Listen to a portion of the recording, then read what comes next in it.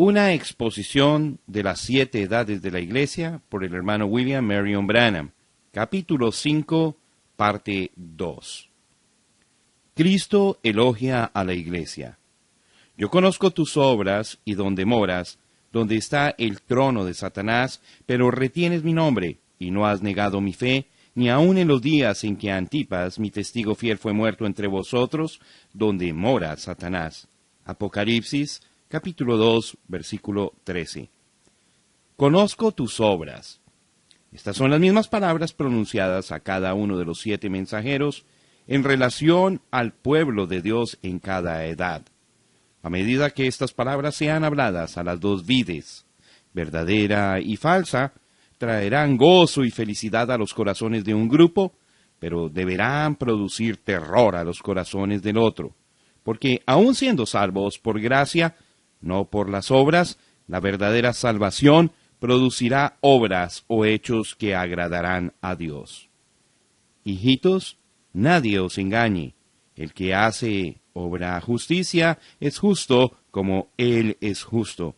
Primera de Juan, capítulo 3, verso 7. Si este versículo tiene significado alguno, el significado es que lo que un hombre hace, así es él. ¿Acaso alguna fuente hecha por una misma abertura agua dulce y amarga? Santiago capítulo 3, versículo 11. Porque los que hemos muerto al pecado, ¿cómo viviremos aún en él? Romanos capítulo 6, versículo 2. O haced el árbol bueno y su fruto bueno, o haced el árbol malo y su fruto malo, porque por el fruto se conoce el árbol. Generación de víboras, ¿cómo podéis hablar lo bueno siendo malos? Porque de la abundancia del corazón habla la boca. El hombre bueno del buen tesoro del corazón saca buenas cosas, y el hombre malo del mal tesoro saca malas cosas. Mateo, capítulo 12, versículos 33 al 35. Ahora, si un hombre es nacido de la palabra, él producirá palabra. Siendo renacido no de simiente corruptible, sino de incorruptible, por la palabra de Dios que vive y permanece para siempre. Primera de Pedro, capítulo 1, versículo 23. El fruto o las obras de su vida serán un producto de la clase de simiente o vida que está en él. Así que sus obras estarán de acuerdo con las Escrituras. ¡Oh, qué acusación es esta verdad en contra de la edad de Pérgamo! Allí está aquel ser incomparable y en su mano la espada aguda de 2 filos, la palabra de Dios, y esa palabra nos juzgará en el día postrero. Por cierto, la palabra está juzgando aún ahora, porque ella discierne los pensamientos e intenciones del corazón, separa lo carnal de lo espiritual y nos hace epístolas vivientes, leídas y conocidas de todos los hombres para la gloria de Dios. Yo conozco tus obras. Si un hombre teme que quizás no esté agradando a Dios, entonces déjelo que cumpla la palabra. Si un hombre duda que oirá estas palabras, bien, buen siervo y fiel, déjelo que cumpla la palabra de Dios en su vida, y seguramente él oirá esas palabras de alabanza. La palabra de verdad era la regla ayer y todavía es la regla hoy. No hay otra norma, no hay otra plomada.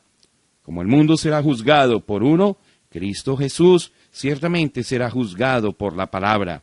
Si un hombre quiere saber cómo está viviendo, déjelo que haga como dijo Santiago. Fíjese en el espejo de la palabra de Dios. Yo conozco tus obras.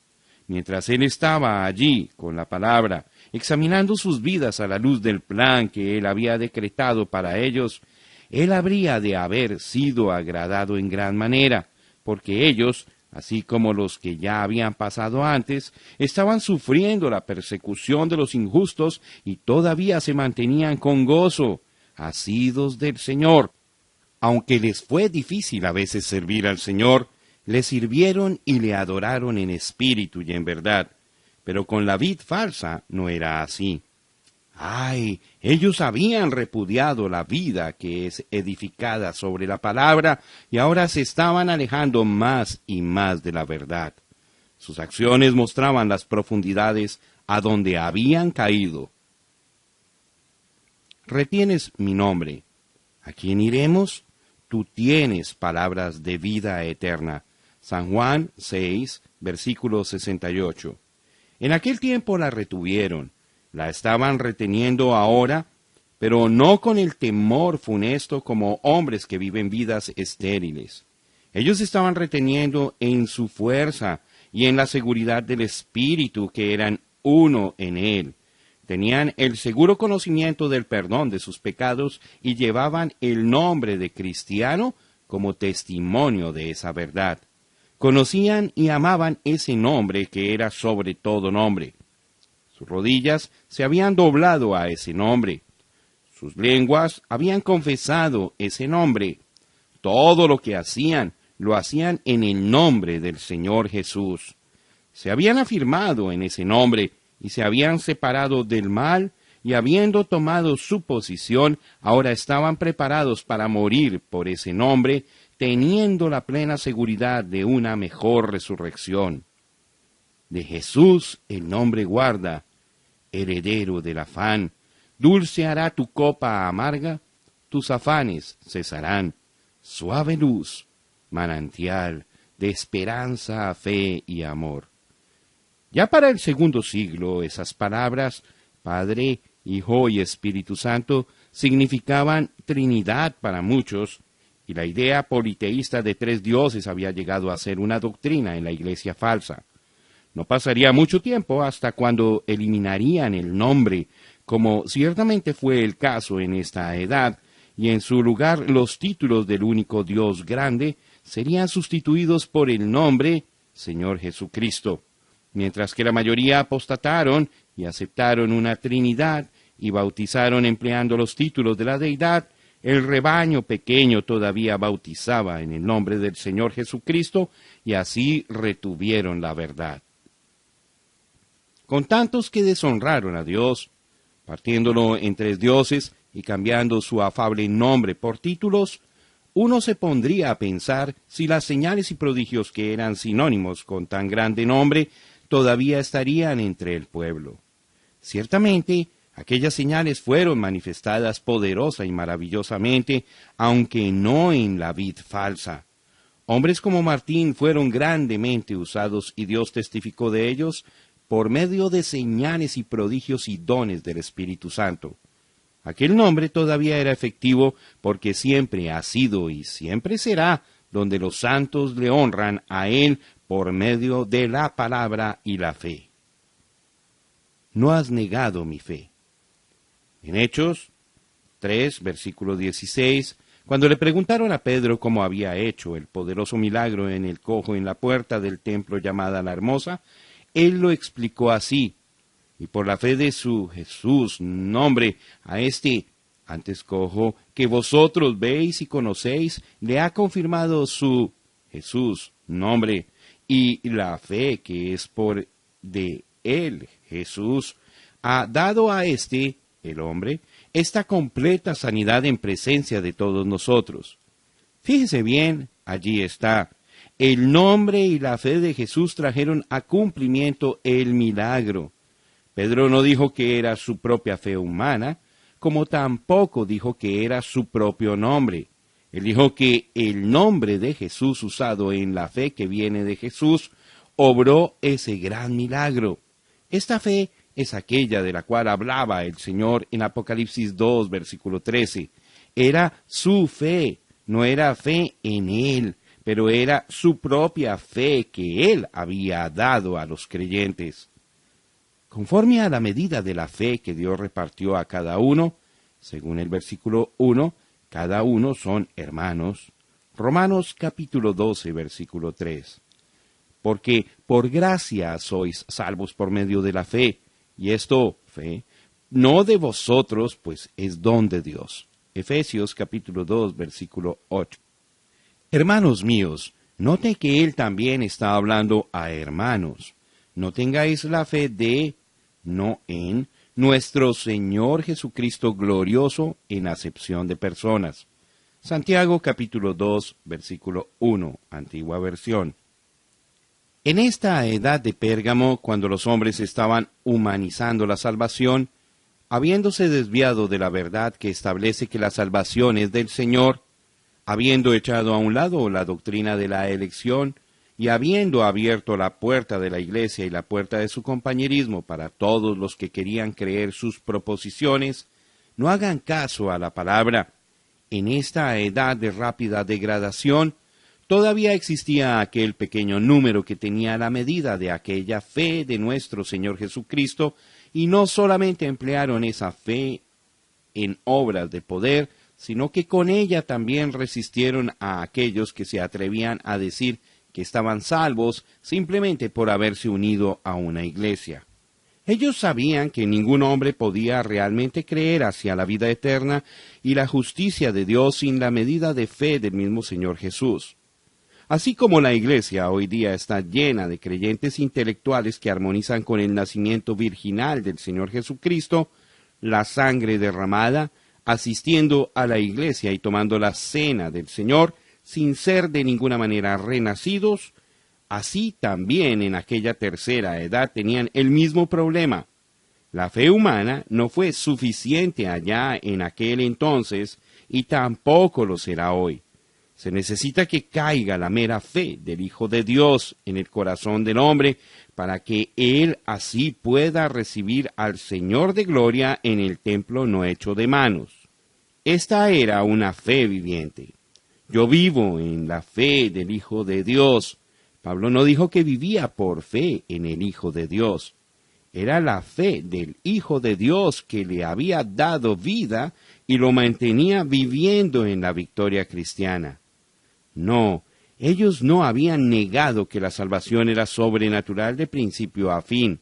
Ellos mantenían viva la verdad de su nombre y su fe, y fueron bendecidos por el Señor y fueron considerados dignos de Él. Antipas, mi testigo fiel. No hay ningún otro registro en la palabra o en ninguna historia secular con relación a este hermano.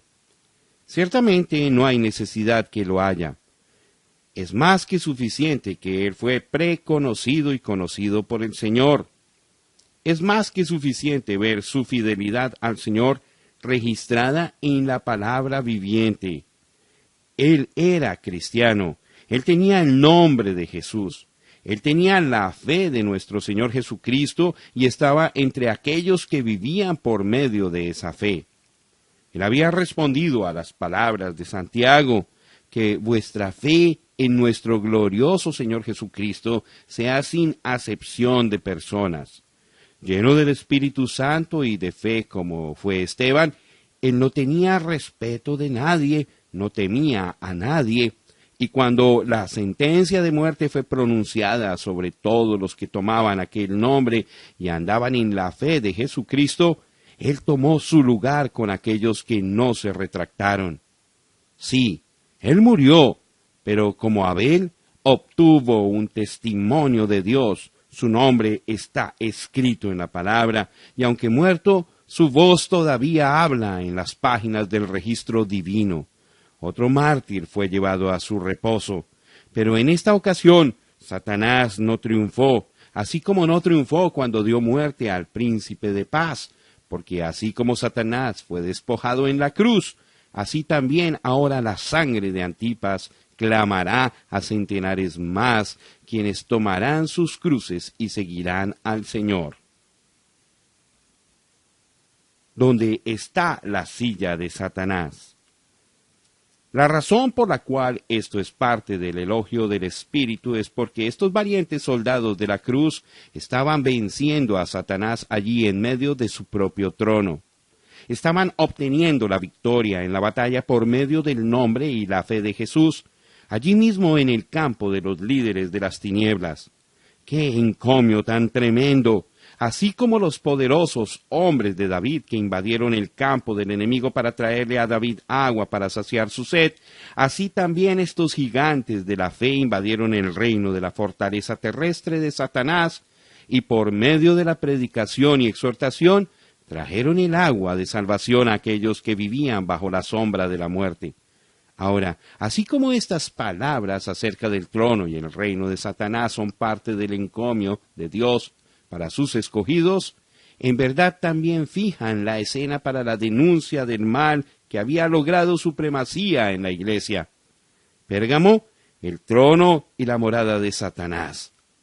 Para muchos, estas frases han sido simplemente gráficas en vez de ser verdaderamente históricas, pero verdaderamente son reales y la historia lo prueba. Pérgamo en verdad era el trono y la morada de Satanás. Así es como sucedió. Pérgamo no era el lugar donde Satanás originalmente moraba en relación a los asuntos humanos. Babilonia siempre ha sido literal y figuradamente su centro de operación. Fue en la ciudad de Babilonia donde la adoración satánica tuvo su origen. Y Cus engendró a Nimrod, quien llegó a ser el primer poderoso en la tierra. Este fue vigoroso cazador delante de Jehová, por lo cual se dice, así como Nimrod, vigoroso cazador delante de Jehová.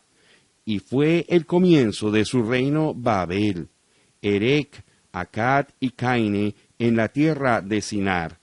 Génesis capítulo 10, versículos 8 al 10. Tenía entonces toda la tierra una sola lengua y unas mismas palabras. Y aconteció que cuando salieron de oriente, hallaron una llanura en la tierra de Sinar y se establecieron allí. Y se dijeron unos a otros, vamos, hagamos ladrillo y cozámoslo con fuego. Y les sirvió el ladrillo en lugar de piedra, y el asfalto en lugar de mezcla. Y dijeron, vamos, edifiquémonos una ciudad y una torre, cuya cúspide llegue al cielo, y hagámonos un nombre, por si fuéremos esparcidos sobre la faz de toda la tierra. Y descendió Jehová para ver la ciudad y la torre que edificaban los hijos de los hombres. Y dijo Jehová, he aquí, el pueblo es uno, y todos estos tienen un solo lenguaje, y han comenzado la obra, y nada les hará desistir ahora de lo que han pensado hacer. Ahora, pues, descendamos y confundamos allí su lengua, para que ninguno entienda el habla de su compañero. Así los esparció Jehová desde allí sobre la faz de toda la tierra, y dejaron de edificar la ciudad. Por esto fue llamado el nombre de ella Babel, porque allí confundió Jehová el lenguaje de toda la tierra, y desde allí los esparció sobre la faz de toda la tierra. Génesis capítulo 11, versículos 1 al 9. Babel es el nombre original para Babilonia, el cual quiere decir confusión. Fue literalmente comenzado por Cus, el hijo de Cam, pero fue convertido en un reino de poder y grandeza bajo su hijo Nimrod, el cazador vigoroso. Según el registro de Génesis capítulo 11, y también según la historia secular, Nimrod se propuso hacer 3 cosas. Él quería edificar una nación poderosa, lo cual hizo. Quería propagar su propia religión, lo cual hizo. Y quería hacerse un nombre, lo cual también realizó. Sus hechos fueron tan monumentales que el reino de Babilonia fue llamado la cabeza de oro entre todos los gobiernos del mundo. Está probado que su religión logró prominencia por el hecho de que las Escrituras lo identificaba completamente con Satanás, según Isaías 14 y Apocalipsis capítulos 17 y 18. Por medio de la historia podemos probar que invadió al mundo completamente y que es la base para todo sistema de idolatría y tema de la mitología, aunque los nombres de los dioses varían en las diferentes tierras según el idioma del pueblo. Es bien conocido que se hizo un nombre para sí mismo y para sus seguidores, porque durante el tiempo que esta edad presente continúe, hasta que Jesús se presente a sus hermanos, Él será adorado y honrado, aunque bajo un nombre diferente al de Nimrod, y en el templo un poco diferente donde fue adorado originalmente. Siendo que la Biblia no registra en detalles la historia de otras naciones, será necesario escudriñar los antiguos registros seculares para hallar nuestra respuesta a esta pregunta. ¿Cómo es que Pérgamo llegó a ser el centro de la religión satánica de Babilonia? Las mayores fuentes de información serán los registros de cultura egipcia y griega.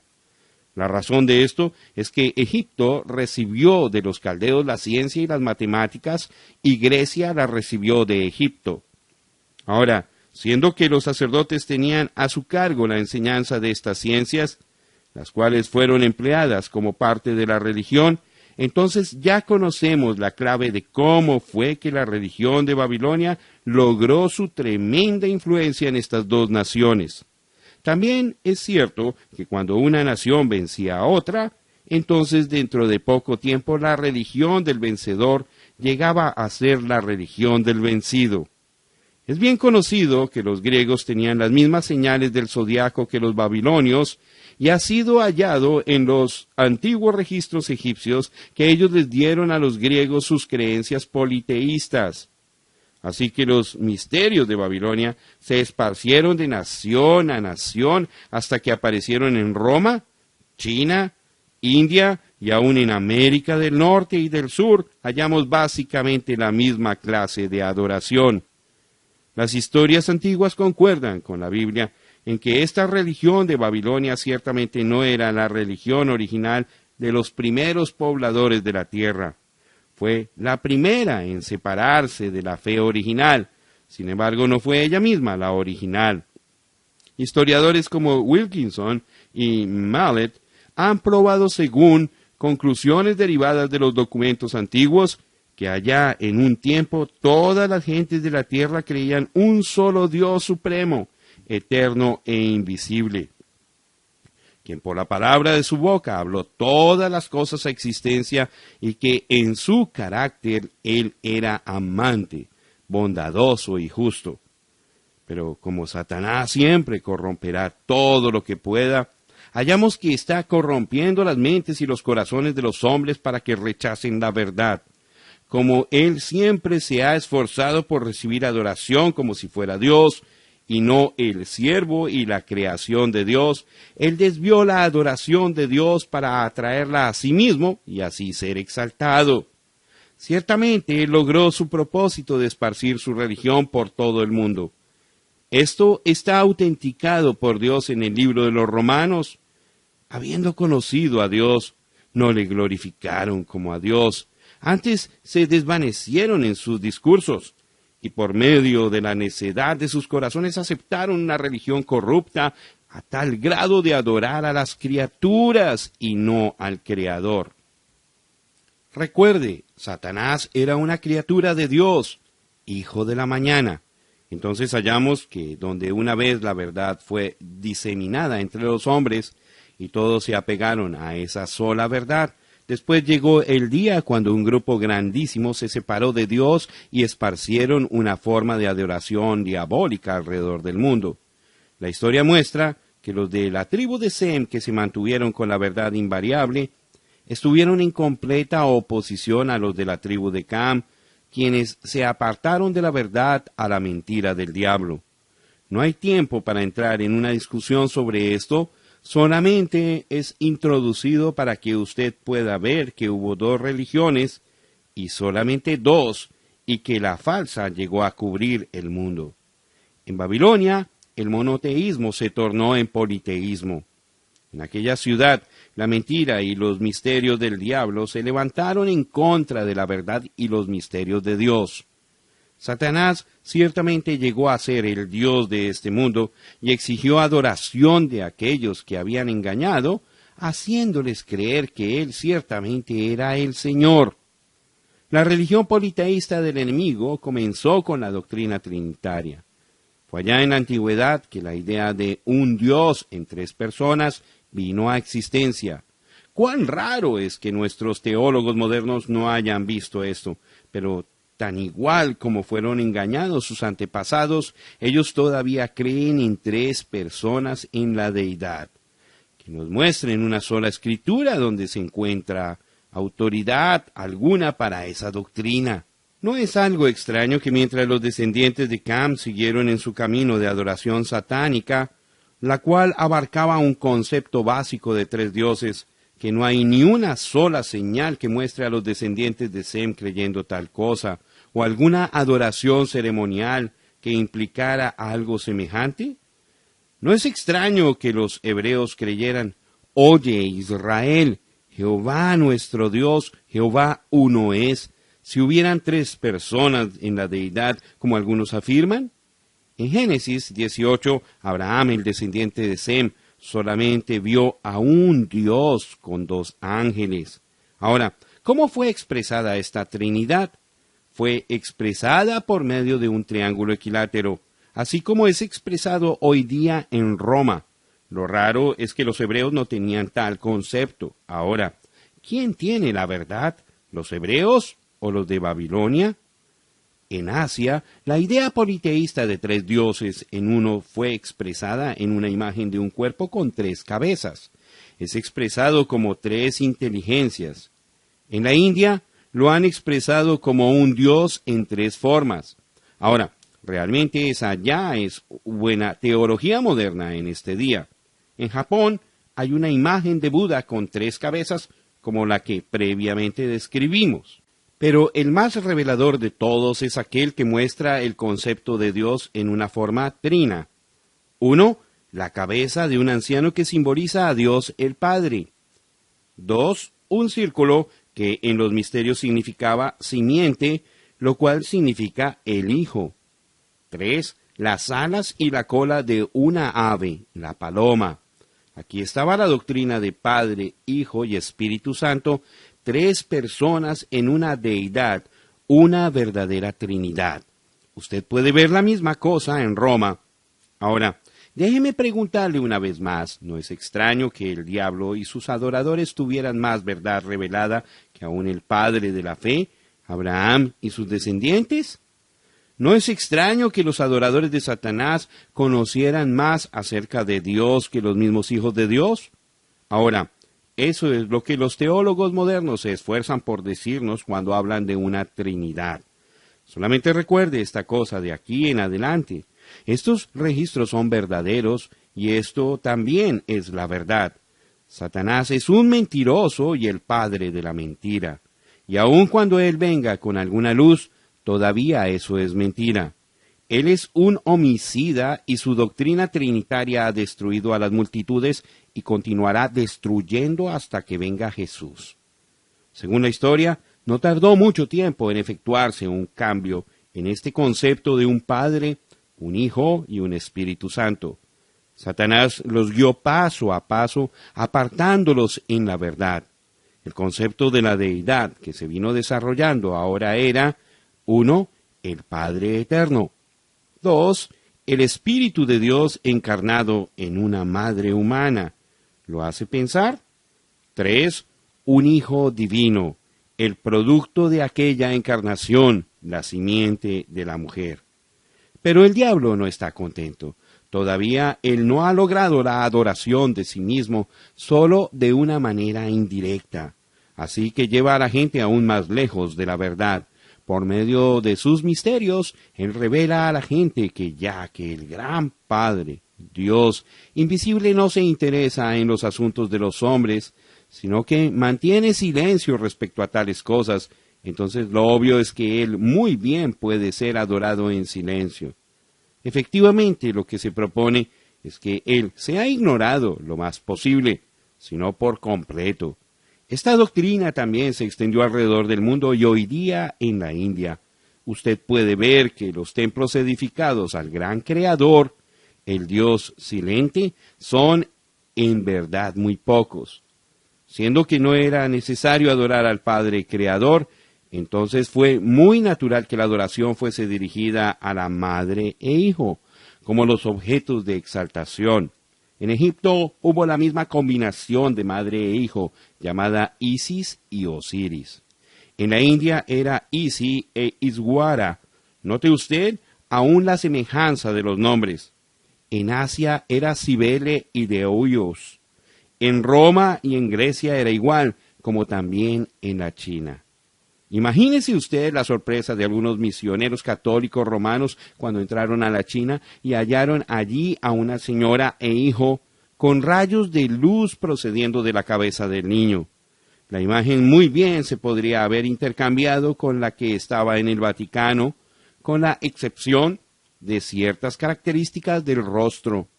Ahora, nos conviene descubrir la madre e hijo original. La diosa madre original de Babilonia era Semiramis, quien fue llamada Rea en los países orientales. En sus brazos cargaba un hijo, quien aun siendo niño, fue descrito como alto, fuerte y hermoso y especialmente encantador para las mujeres. En Ezequiel 8, versículo 14, él fue llamado Tamuz. Entre los escritores clásicos fue llamado Bacchus. Para los de Babilonia era Ninus. La razón por la cual es representado como un niño en brazos y a la vez descrito como un hombre grande y fuerte es que es conocido como el esposo hijo. Uno de sus títulos era esposo de la madre. Y en la India, donde los dos son conocidos como Iswara e Isi, él, el esposo, es representado como un niño amamantándose del pecho de su misma esposa. Podemos afirmar que este Ninus es el Nimrod de la Biblia, comparando la historia con lo que está registrado en el Génesis. Pompeius dijo: Ninus, rey de Asiria, cambió las antiguas maneras moderadas de vida con el deseo de la conquista. Él fue el primero que hizo guerra en contra de sus vecinos. Conquistó todas las naciones desde Asiria hasta Libia, debido a que estos hombres no conocían las artes de la guerra. Diodorus dijo: Ninus era el rey asirio más antiguo mencionado en la historia. Siendo guerrero por inclinación, él entrenó rigurosamente a muchos jóvenes en las artes de la guerra. Subyugó a Babilonia cuando aún no existía la ciudad de Babilonia. Así que vemos que este Ninus empezó a llegar a ser grande en Babilonia, edificó a Babel y se apoderó de Asiria, llegando a ser su rey, y entonces procedió a conquistar otros grandes territorios donde la gente no estaba al tanto de guerrear y vivía de una manera moderada, como dijo Pompeius. Ahora en Génesis 10, hablando del reino de Nimrod, la Biblia dice: y fue el comienzo de su reino Babel, Erec, Accad y Calne, en la tierra de Sinar. De esta tierra salió para Asiria, y edificó Nínive, Rehoboth, Cala. Génesis capítulo 10, versículos 10 y 11. Los traductores erraron al traducir Asiria como nombre, porque es un verbo que en caldeo quiere decir hacer fuerte. Así que Nimrod, habiendo sido hecho fuerte, estableció su reino al edificar el primer ejército en el mundo, al cual entrenó según la instrucción y los rigores de la cacería. Fue más allá de Sinar con su gran ejército y subyugó naciones y edificó ciudades como Nínive, la cual fue nombrada por él mismo, y hasta el día de hoy una mayor parte de las ruinas de esa ciudad son llamadas Nimrod. Siendo que hemos descubierto quién fue Ninus, ahora nos es necesario descubrir quién era su padre. Según la historia, es Bel, el fundador de Babilonia. Se debe notar aquí que Bel fundó la ciudad en el sentido de que él comenzó la obra entera, pero fue su hijo, Ninus, quien la estableció y fue su primer rey, etc. Pero según la escritura, el padre de Nimrod fue Cus, y Cus engendró a Nimrod. No solamente es cierto eso, sino que hallamos que Cam engendró a Cus. Ahora, en la cultura egipcia, Bel fue llamado Hermes, y Hermes quiere decir el hijo de Cam. Según la historia, Hermes fue el gran profeta de la idolatría. Otro nombre por el cual también fue llamado fue Mercurio. Véase en Hechos capítulo 14, versículos 11 y 12. Higinus dice esto acerca de ese dios quien fue conocido como Bel, Hermes, Mercurio y etc. Por muchas edades los hombres vivían bajo el gobierno de Jove, no el Jove romano, sino el Jehová de los hebreos, quien fue antes de la historia romana, sin ciudades ni leyes, y todos hablaban el mismo idioma. Pero después de que Mercurio, Bel, Cus interpretó los idiomas de los hombres. Por consiguiente, un intérprete es llamado hermenéutico. El mismo individuo distribuyó las naciones. Entonces empezó el desacuerdo. De esto se ve que Bel, o Cus, el padre de Nimrod, originalmente fue el líder que apartó a la gente del Dios verdadero y animó a la gente, como el intérprete de los dioses, a tomar otra forma de religión. Él les animó a seguir con la torre que su hijo en realidad construyó. Esta sugerencia fue la que produjo la confusión y división de los hombres, por lo tanto, él fue intérprete y confundidor. Cus fue el padre del sistema politeísta, y cuando los hombres fueron deidificados por otros hombres, desde luego, él llegó a ser el padre de los dioses. Ahora, Cus fue llamado Bel. Bel, en la mitología romana, era Janus. Él fue figurado como teniendo dos caras y llevaba un palo con el cual confundía y desparramaba a la gente.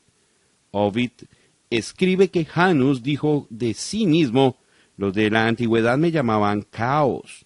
Entonces hallamos que el Cus de la Biblia, el rebelde original en contra del monoteísmo, fue llamado Bel, Belus, Hermes, Janus, etc., entre la gente de la antigüedad. Según él mismo, era portador de revelaciones e interpretaciones de los dioses al pueblo. Al hacer esto, él causó la dispersión de la gente por medio de la ira de Dios, trayendo división y confusión. Ahora, hasta aquí hemos visto de dónde es que vino el politeísmo o la adoración de muchos dioses. Pero ¿notó usted que también hayamos mencionado a un hombre llamado Cus, a quien le fue dado un título de el padre de los dioses? ¿Notó usted aquí el tema de las mitologías antiguas, en que los dioses se identifican con los hombres? De allí es donde viene la adoración a los antepasados. Así que nos conviene examinar la historia para conocer más de cerca la adoración a los antepasados, pues fue mostrado que Cus introdujo una adoración de tres dioses: Padre, Hijo y Espíritu, tres dioses que eran iguales, pero él sabía que venía la simiente de la mujer, así que tenía que haber una mujer y su simiente en el cuadro. Esto fue traído a cumplimiento cuando murió Nimrod. Su esposa, Semiramis, lo deificó a él, y así se hizo ella la madre del hijo y también la madre de los dioses.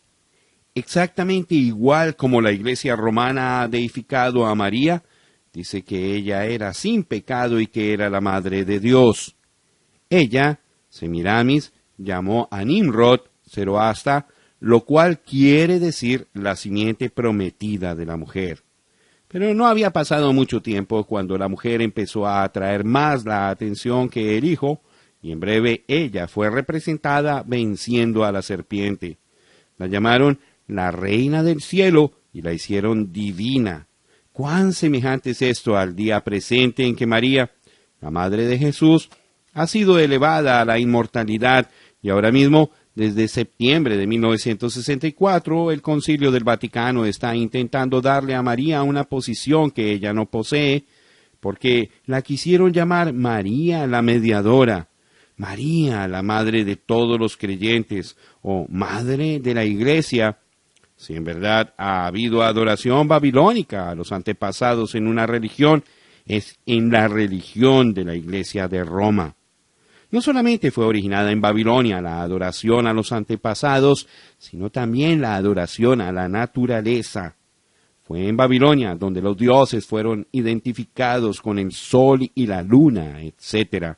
El objeto principal en la naturaleza era el sol, el cual tiene cualidades de dar luz y calor, y al hombre le parece una bola de fuego en los cielos.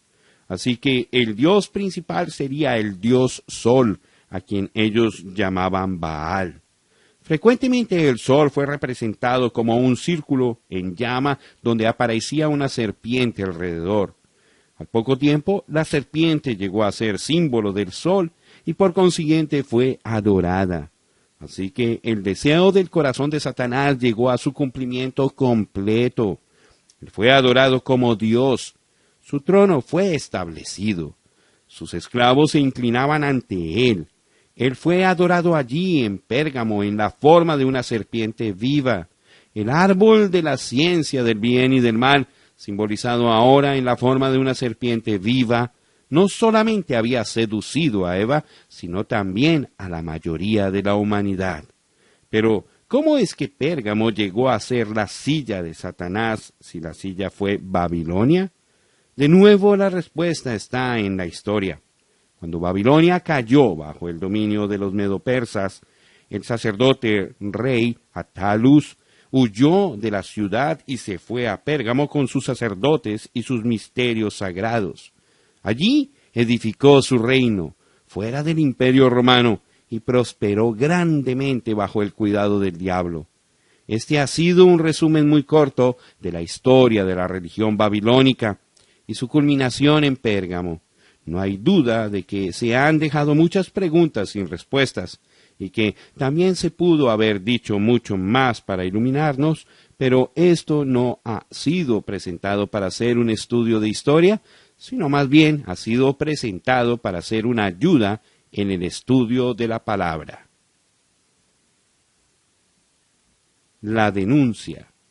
Pero tengo unas pocas cosas contra ti, que tienes ahí a los que retienen la doctrina de Balaam, que enseñaba a Balac a poner tropiezo ante los hijos de Israel, a comer de cosas sacrificadas a los ídolos y a cometer fornicación. Y también tienes a los que retienen la doctrina de los nicolaitas, la que yo aborrezco. Apocalipsis capítulo 2 versículos 14 y 15. En esta edad de Pérgamo, el Señor denuncia dos doctrinas que él aborrece. Uno, la doctrina de Balaam, que trajo idolatría y excesos pecaminosos a Israel en Baal Peor. Y dos, la doctrina de los nicolaitas, la cual apenas eran hechos en la edad de Éfeso. Junte esta denuncia con el hecho de que él ha estado poniendo énfasis sobre Pérgamo como el asiento de Satanás, y es muy fácil y propio concluir que de alguna manera la religión de Babilonia ha llegado a ser mezclada con el cristianismo. Ahora, esta no es solamente una suposición, sino que es un hecho histórico que probaremos al regresar en la historia hasta el año 36 después de Cristo y avanzando hasta el concilio de Nicea en el año 325 después de Cristo, cuando los cristianos, la mayoría siendo judíos por nacimiento, fueron esparcidos desde Jerusalén. Ellos fueron por todas partes predicando el Evangelio, particularmente en las sinagogas. Así que al cabo de 3 años, por el año 36 después de Cristo, el Evangelio había sido llevado a Roma por Junias y Andrónico, quienes, según Romanos 16:7, eran apóstoles. La obra prosperó allí por varios años, hasta que por causa de las continuas controversias entre los mismos judíos, causó que el emperador Claudio los expulsara de Roma. Con los judíos desterrados de esa ciudad, la espina dorsal de aquella iglesia quedó casi quebrada. Quizás aún los ancianos habían sido judíos, y tampoco habrán quedado. El rebaño quedaría solo, y por cuanto la palabra no había sido escrita como guía, sería muy fácil que este rebaño se fuera apartando o fuera inundado por las filosofías y paganos de ese día.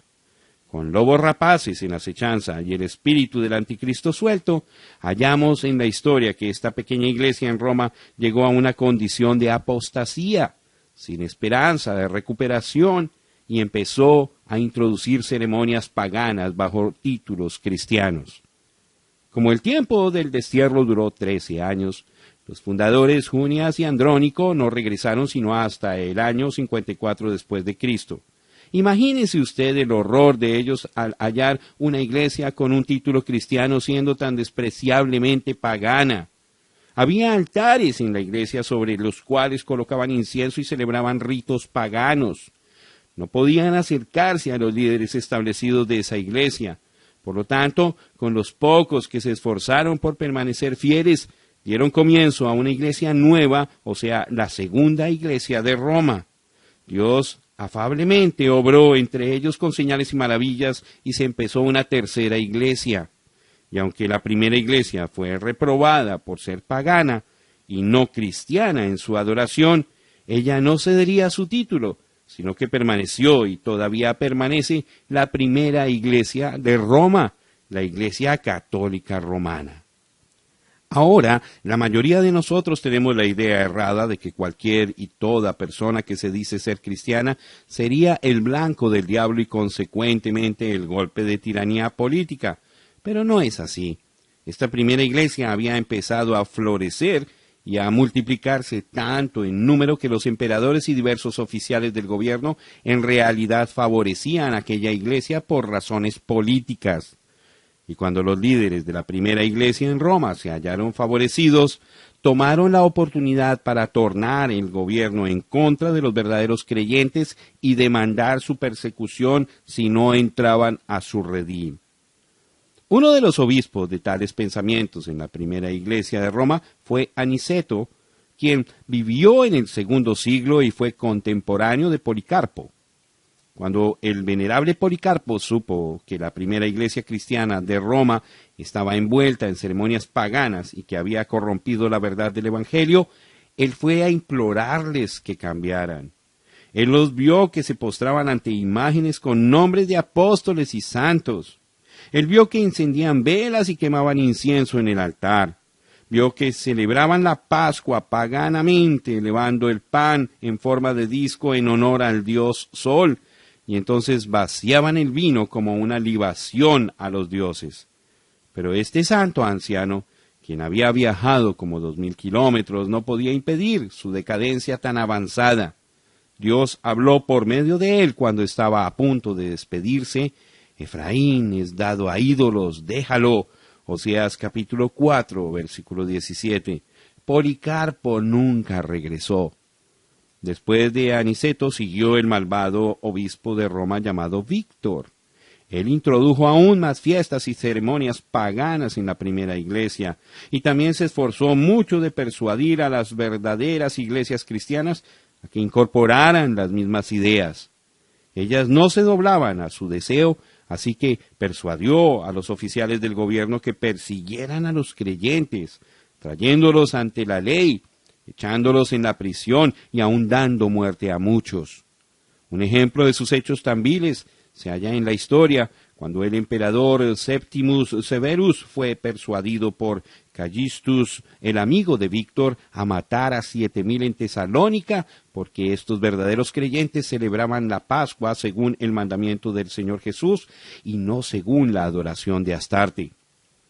La vid falsa ya estaba desatando su furor en contra del Dios viviente, dando muerte a los escogidos, igual como hizo su antepasado Caín cuando mató a Abel. La iglesia verdadera continuó esforzándose por hacer que la primera iglesia se arrepintiera, pero no lo haría. Ella aumentó en número e influencia. Inició una campaña continua para desacreditar a la simiente verdadera. Reclamaban que ellos, y solamente ellos, eran los verdaderos representantes del Señor Jesucristo y ostentaron el hecho de que eran la iglesia original en Roma y que eran la primera iglesia. En verdad eran la primera iglesia y en verdad lo son. Así que al tiempo de esta tercera edad de la iglesia, tenemos dos iglesias que llevan el mismo nombre, pero con una diferencia amarga entre las dos. La una se ha apartado de la verdad, se ha casado con los ídolos y no tiene nada de vida. Ella se ha hibridado y las señales de la muerte, no de vida, siguen en sus pasos. Ella es poderosa con muchos miembros y es favorecida por el mundo. La otra es un pequeño grupo perseguido, pero sigue la palabra y las señales les siguen. Los enfermos son sanados y los muertos son levantados. Ella vive con la vida y palabra de Dios. Ella no ama su vida, pero se afirma en su nombre y en su fe aún hasta la muerte.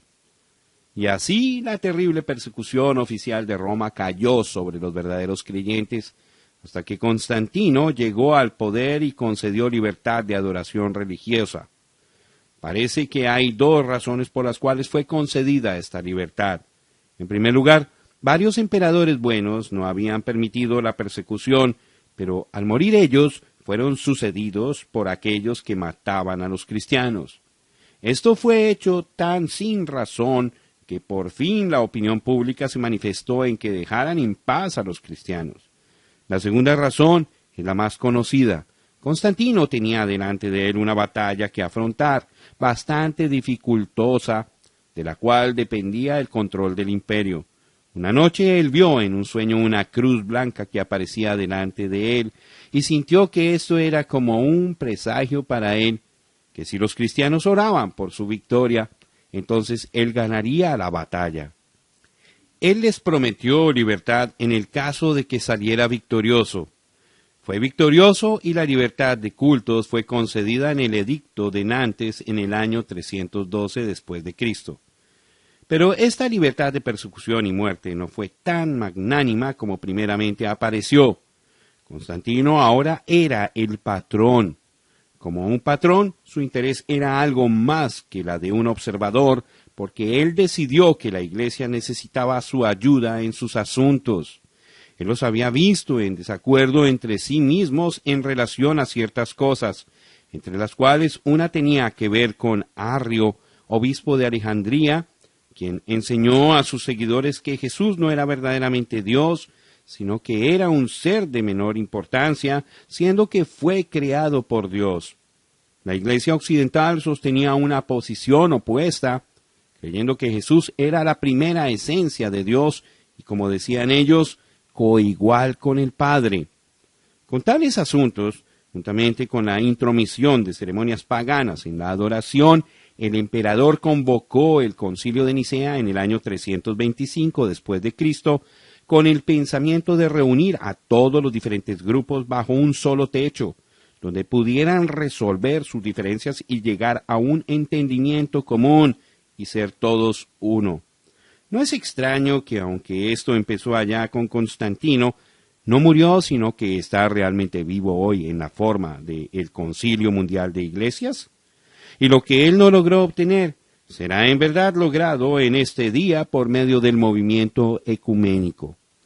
Esta intervención del Estado en la Iglesia es una cosa necia porque el mundo no entiende ni la verdad hallada en la palabra ni los caminos de la Iglesia. Pues la misma decisión dada por el concilio respecto a que Arrio estaba equivocado fue cambiada 2 años después por el emperador y por muchos años aquella doctrina falsa fue impuesta sobre el pueblo. La unión de la Iglesia y el Estado fue anticipadamente conocida por el Señor. El mismo nombre, Pérgamo, significa completamente casado. Y ciertamente el Estado y la Iglesia estaban casados. La política y la religión fueron unidas. Los resultados de aquel matrimonio ha traído como consecuencia los híbridos más horribles que el mundo jamás haya conocido. La verdad no está en ellos, más bien en ellos están todos los caminos malvados de Caín, el primer híbrido. En esta edad no solamente el Estado y la Iglesia fueron casados, también la religión babilónica fue oficialmente unida por la primera Iglesia. Satanás ahora tenía acceso al nombre de Cristo y él fue colocado como Dios en el trono, en la adoración. Con la ayuda del auxilio federal, las iglesias fueron herederas de edificios hermosos, los cuales tenían altares de mármol blanco e imágenes de santos ya difuntos. Y aquí, en esta edad, es cuando la bestia, de Apocalipsis 13, versículo 3, que fue herida de muerte, el pagano imperio romano, volvió a la vida y al poder como el santo imperio romano. Roma, como una nación material, había sufrido mucho decaimiento y muy pronto lo sufriría por completo, pero ahora ya no importaba porque su imperio religioso la mantendría sobre todo el mundo, gobernando desde adentro donde no aparentara hacerlo desde afuera. Permítanme mostrarles la verdad exacta de las Escrituras sobre este asunto, porque no quiero que nadie piense que yo estoy dando una revelación propia que no se halla en las Escrituras. Tú, oh rey, veías, y aquí una gran imagen. Esta imagen, que era muy grande, y cuya gloria era muy sublime, estaba en pie delante de ti, y su aspecto era terrible. La cabeza de esta imagen era de oro fino, su pecho y sus brazos de plata, su vientre y sus muslos de bronce, sus piernas de hierro, sus pies en parte de hierro y en parte de barro cocido. Estabas mirando hasta que una piedra fue cortada, no con mano, e hirió a la imagen en sus pies de hierro y de barro cocido. Estabas mirando hasta que una piedra fue cortada, no con mano, e hirió a la imagen en sus pies de hierro y de barro cocido, y los desmenuzó. Entonces fueron desmenuzados también el hierro, el barro cocido, el bronce, la plata y el oro, y fueron como tamo de las eras del verano, y se los llevó el viento sin que de ellos quedara rastro alguno. Mas la piedra que hirió a la imagen fue hecha un gran monte que llenó toda la tierra. Este es el sueño, también la interpretación de él diremos en presencia del rey. Tú, oh rey, eres rey de reyes, porque el Dios del cielo te ha dado reino, poder, fuerza y majestad. Y donde quiera que habitan hijos de hombres, bestias del campo y aves del cielo, Él los ha entregado en tu mano, y te ha dado el dominio sobre todo. Tú eres aquella cabeza de oro, y después de ti se levantará otro reino inferior al tuyo, y luego un tercer reino de bronce, el cual dominará sobre toda la tierra. Y el cuarto reino será fuerte como hierro, y como el hierro desmenuza y rompe todas las cosas, desmenuzará y quebrantará todo. Y lo que viste de los pies y los dedos, en parte de barro cocido de alfarero y en parte de hierro, será un reino dividido, mas habrá en él algo de la fuerza del hierro, así como viste hierro mezclado con barro cocido. Y por ser los dedos de los pies en parte de hierro y en parte de barro cocido, el reino será en parte fuerte y en parte frágil.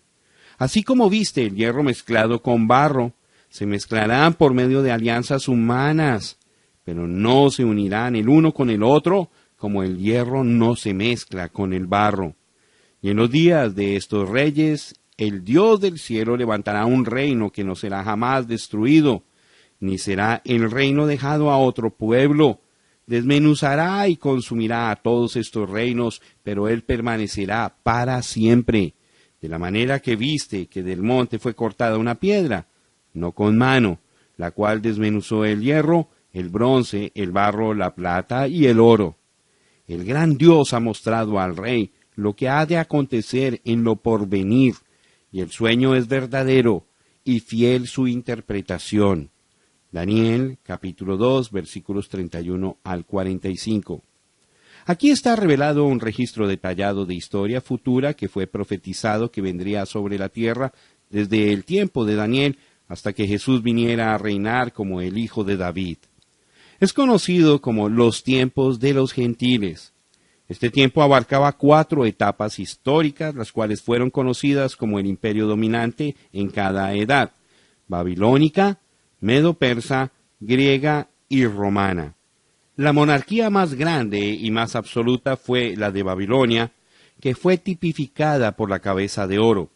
La que le seguía en grandeza fue el imperio medo-persa, que como muestra la historia, ciertamente fue menos gloriosa y fue tipificada como el pecho y los brazos de plata. Después le seguía la edad griega, cuyo rey fue el líder militar más ilustre que el mundo jamás haya conocido, así que bien fue tipificada como el vientre y muslos de metal. Fue menos gloriosa que las otras 2 anteriores. Al fin tenemos el último reino, el cual fue el imperio romano, representado como las piernas y los pies. Los reinos anteriores fueron representados como minerales puros, oro, plata y metal puro. Pero este último imperio fue hierro puro solamente en las piernas, porque cuando llegó a los pies era una mezcla de hierro y barro. Tierra y mineral sencillamente no se pueden mezclar para producir consistencia y fuerza. Pero no solamente es cierto esto, sino que lo más asombroso es que este último imperio romano continuaría en su estado mezclado hasta el regreso de Jesús. Este imperio romano de hierro el hierro significando poder y gran fuerza destructiva en contra de la oposición, habría de ser compuesto de dos etapas mayores. Y ciertamente fue así, porque el imperio literalmente se dividió en dos, Oriente y Occidente. Ambas partes fueron muy poderosas, destruyendo todo lo que se le oponía. Así como disminuye la gloria y el poder de todos los imperios, también este imperio empezó a decaer. Y Roma cayó. El pagano imperio romano ya no era de hierro, se desmoronó. Fue herido de muerte. Ahora, no podía gobernar Roma. El fin le había llegado, según pensaba el mundo, pero cuán errado estaba, porque aquella cabeza, Roma, aunque herida, no fue herida hasta el punto de morir. La traducción de Apocalipsis 13, versículo 3, según West, es: y una de sus cabezas pareció haber sido herida mortalmente por la cuchillada recibida en la garganta, y su herida de muerte fue sanada, y el mundo entero, asombrado, siguió en pos de la bestia salvaje. La gente se fija en Roma, se fija en la nación de Italia, y no obstante, no se da cuenta de que Roma, con sus límites tan estrechos, donde el Papa tiene en realidad una área como su dominio, es literalmente una nación dentro de una nación, y ella tiene embajadores y recibe embajadores. Roma papal, falsamente llamada cristiana, aún es llamada la ciudad eterna. ¡Qué blasfemia! Ahora domina por medio de la religión aún más eficazmente que cuando Roma pagana imperial controlaba por medio del hierro puro de la fuerza.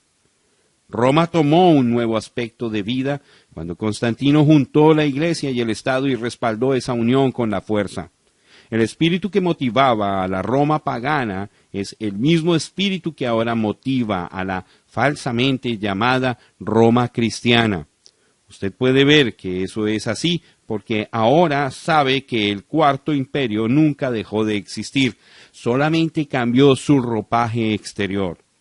Una vez que el Concilio de Nicea hubo entregado el poder político de Roma a la Iglesia, parecía que para la primera Iglesia cristiana no había límites.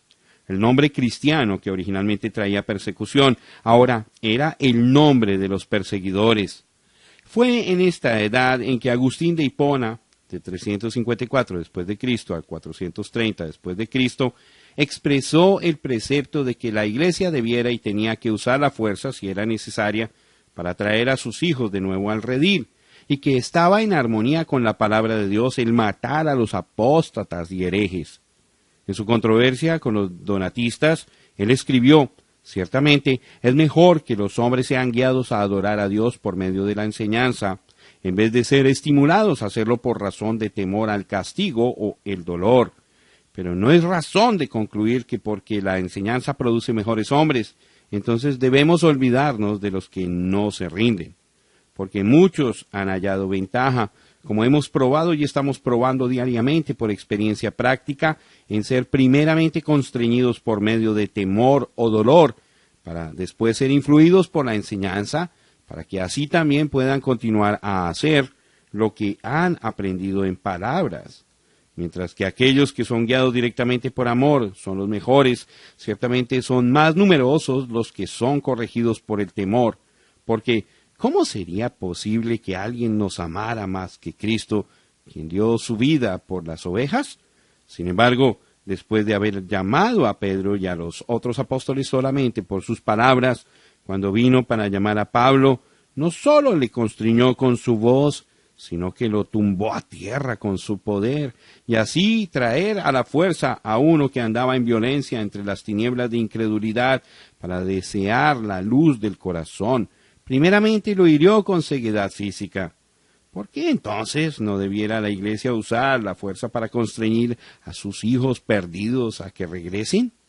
El Señor mismo dijo: ve por los caminos y por los vallados y fuérzalos a entrar.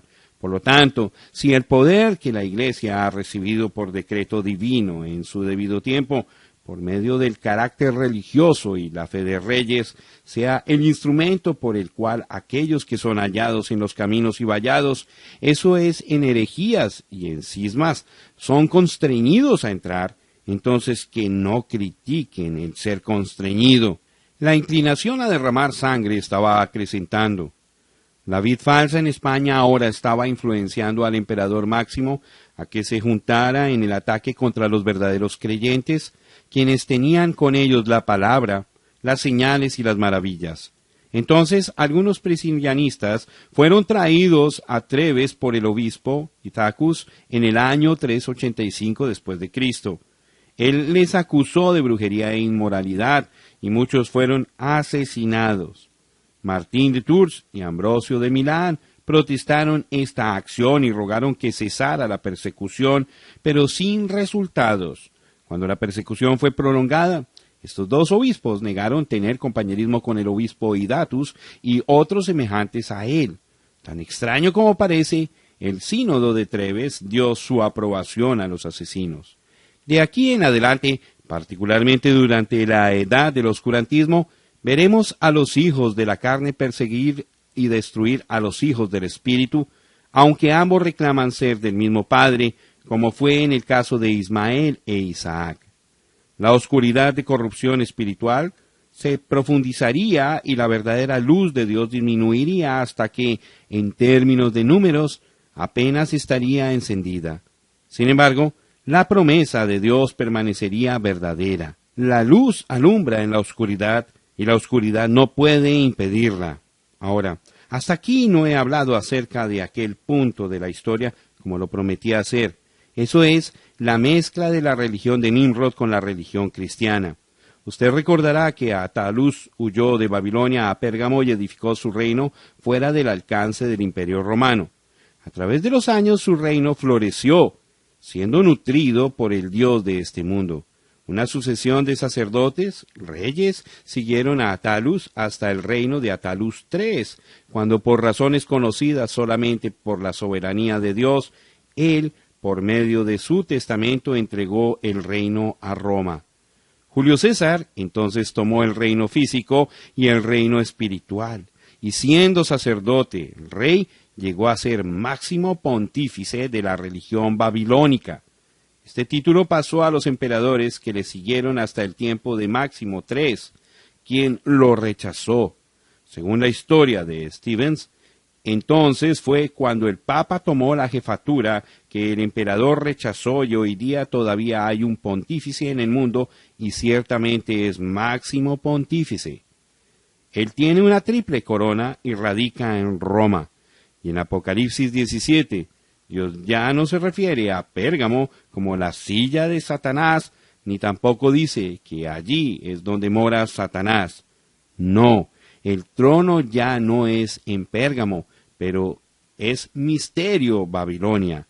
No es en Babilonia, sino Misterio Babilonia. Es en una ciudad sobre 7 montes. Su cabeza es Anticristo, porque él ha usurpado la posición de Cristo, quien solo es mediador y quien solo puede perdonar pecados. Sí, el máximo pontífice está presente hoy día.